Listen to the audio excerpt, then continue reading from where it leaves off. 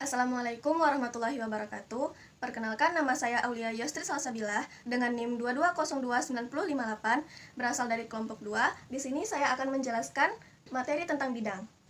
Apa itu bidang? Bidang dipandang sebagai himpunan titik-titik yang punya ukuran panjang dan lebar, namun tidak memiliki tinggi. Itulah mengapa bidang disebut juga dengan berdimensi 2.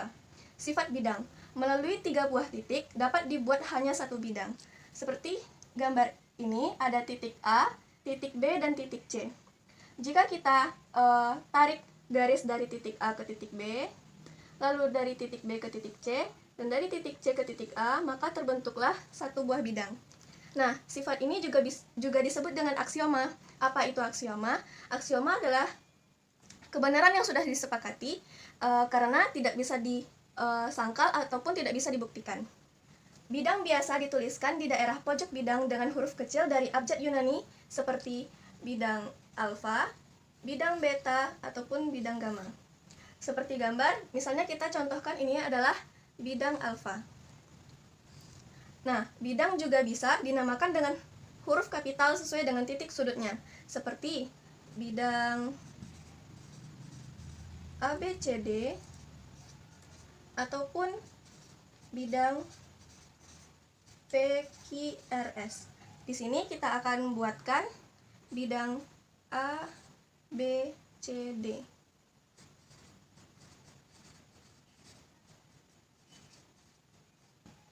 Selanjutnya kita akan mempelajari kedudukan bidang. Yang pertama, kedudukan titik dan bidang.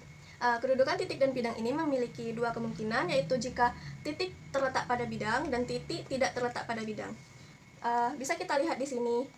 Titik A, titik B, titik C, titik D, dan titik O itu terletak pada bidang A, B, C, D. Titik A, B, C, D, dan O terletak pada bidang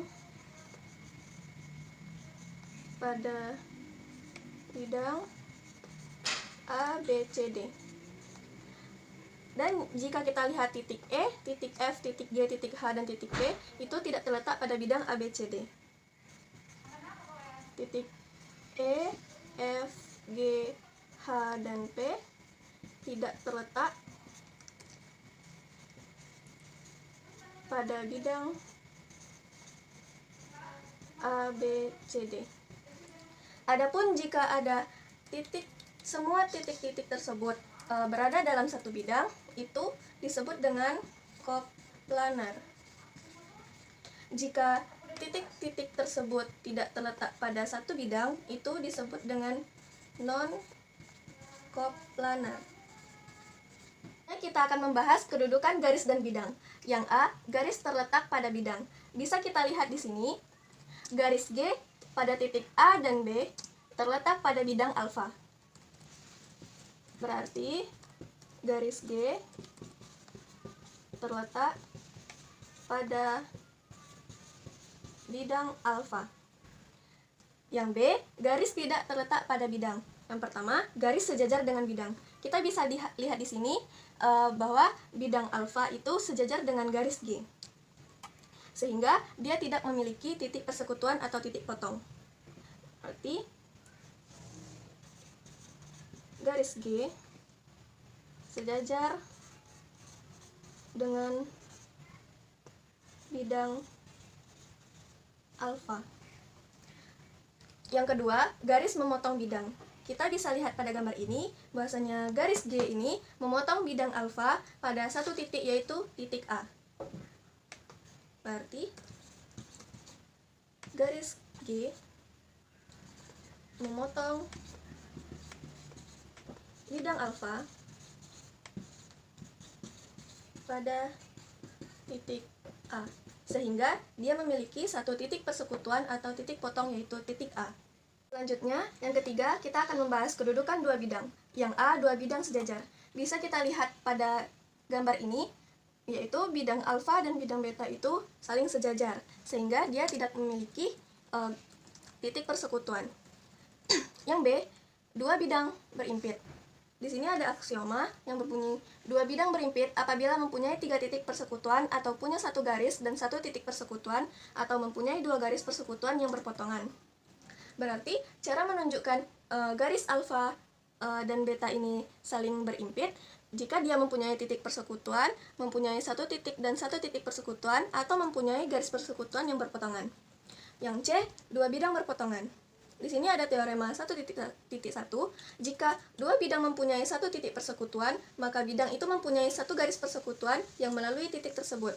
Buktinya, bisa kita lihat pada gambar ini, bidang alfa dan bidang beta ini memiliki garis persekutuan, yaitu pada garis G.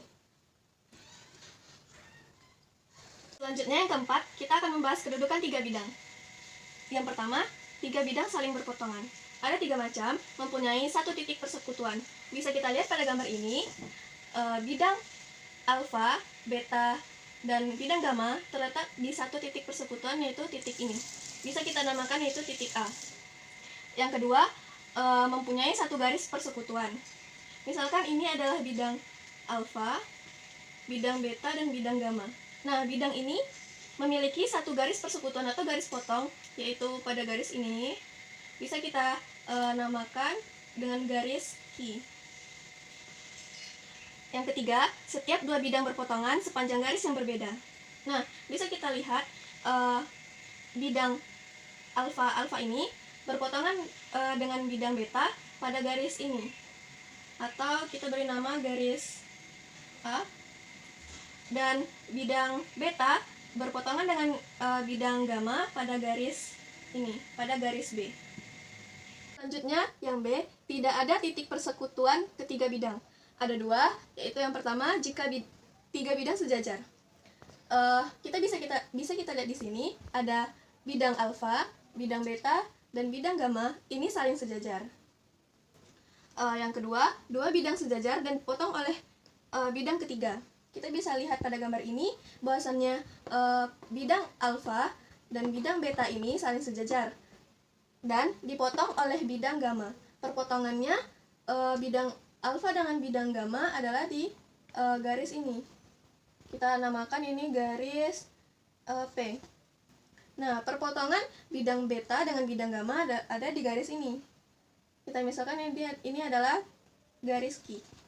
Yang C, ada yang berimpit. Yang pertama, ketiga bidang berimpit. Bisa kita lihat gambar 1, memperlihatkan bahwa bidang alfa berimpit dengan bidang beta dan berimpit dengan bidang gamma.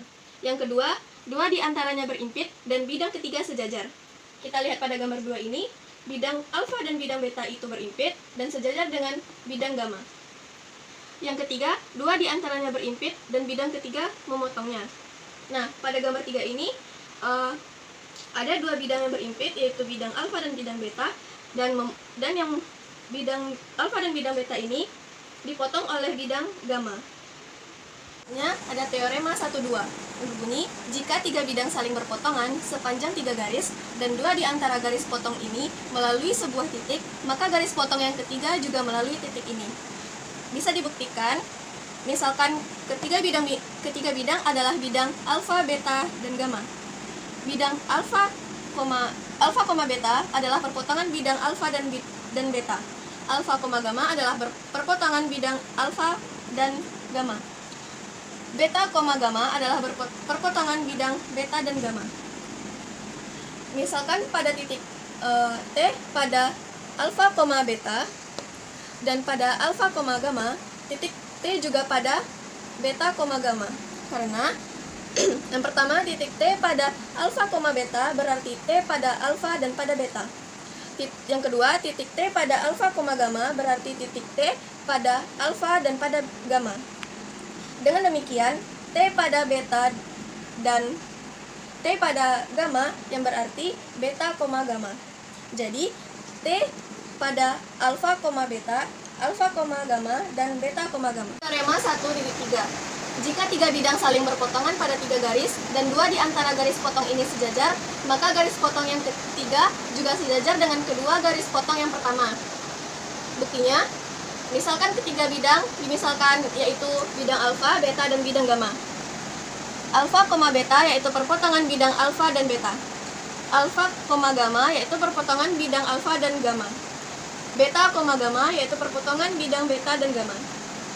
Dimisalkan alfa, koma beta sejajar dengan alfa koma gamma. Ada dua kemungkinan. Kemungkinan yang pertama, beta koma gamma berpotongan dengan alfa koma beta dan alfa koma gamma.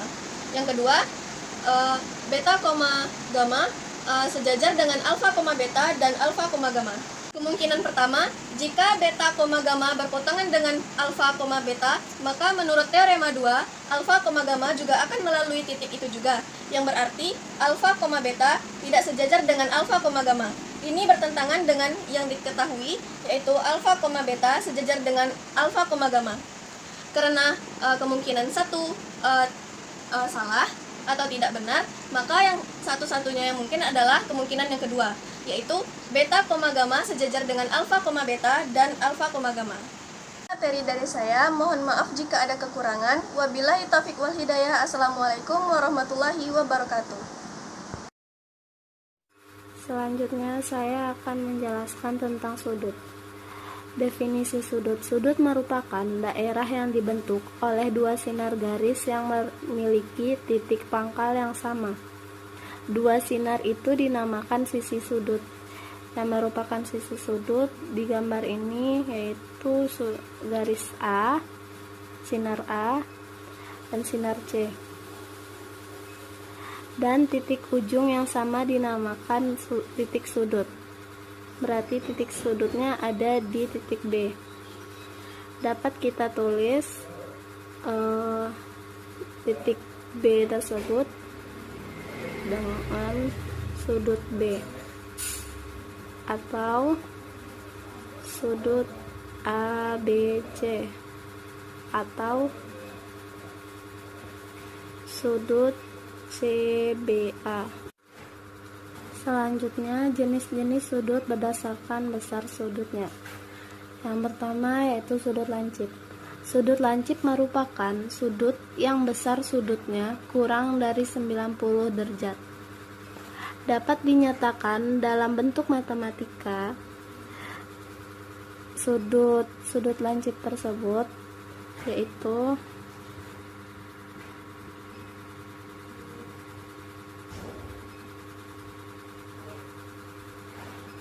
X besar dari 0 derajat, X kecil dari 90 derajat.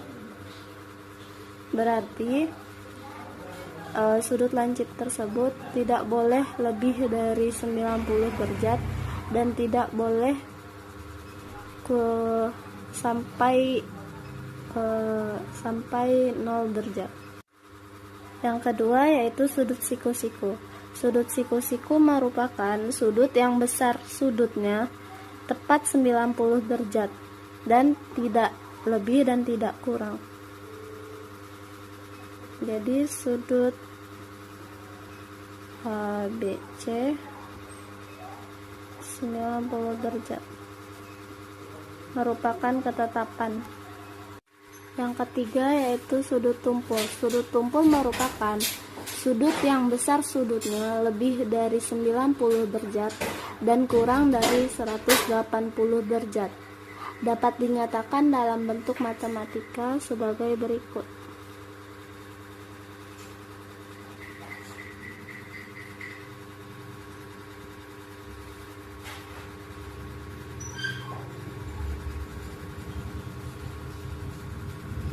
Yang keempat yaitu sudut refleks. Sudut refleks merupakan sudut yang besar sudutnya lebih dari 180 derajat dan kurang dari 360 derajat. Dalam bentuk matematika dapat dibuat sebagai berikut.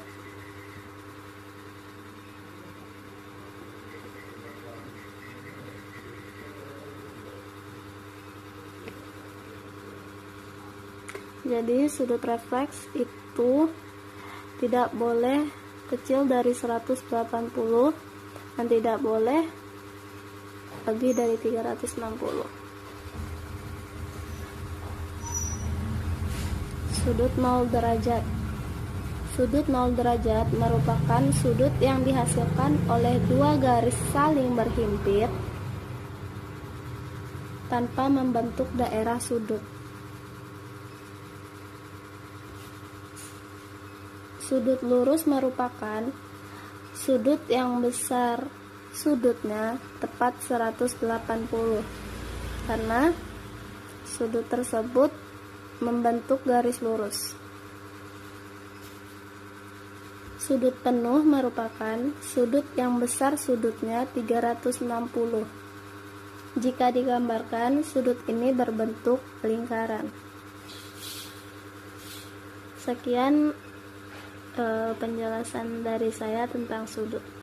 Jenis-jenis sudut berdasarkan letaknya. A. Sudut bersebelahan. Sudut bersebelahan adalah dua buah sudut yang berpusat pada titik sudut yang sama dan salah satu kaki sudutnya saling berhimpit. Dapat kita lihat pada gambar yang ada di sini, yaitu terdapat dua buah sudut, yaitu sudut ABD dan sudut CBD yang berpusat pada satu titik sudut yang sama, yaitu pada titik B, dan salah satu kaki sudutnya saling berhimpit, yaitu di garis BD. Makanya dua buah sudut ini saling bersebelahan. Berikutnya adalah sudut komplementer atau sudut berpenyiku. Sudut berpenyiku adalah dua buah sudut yang saling bersebelahan yang membentuk sudut siku-siku atau besarnya sama dengan 90 derajat. Dapat kita lihat pada gambar ini. Di sini ada dua buah sudut, yaitu sudut ABD dan sudut CBD. Dua buah sudut ini saling bersebelahan dan berpusat pada titik B. Jumlah dari kedua buah sudut ini adalah 90 derajat, makanya sudut ini disebut dengan sudut berpenyiku atau komplementer. Berikutnya, sudut berpelurus atau suplementer adalah dua buah sudut yang saling bersebelahan yang besarnya sama dengan 180 derajat atau membentuk sudut lurus. Dapat kita lihat di sini pada gambar ini, terdapat dua buah sudut, yaitu sudut ABD dan sudut CBD. Dua buah sudut ini membentuk sebuah sudut lurus atau 180 derajat. Yaitu jumlah dari kedua buah sudut ini 180 derajat, makanya namanya adalah sudut berpelurus. D. Sudut bertolak belakang. Sudut bertolak belakang adalah dua buah sudut yang dipertemukan saling berlawanan. Seperti ini, ada dua sudut AOB dan sudut COD. Mereka ini saling berlawanan arahnya, sehingga membentuk pepotongan dua buah garis, yang mana garis AC dipotong oleh garis BD di titik O, sehingga sudut AOB bertolak belakang dengan sudut COD.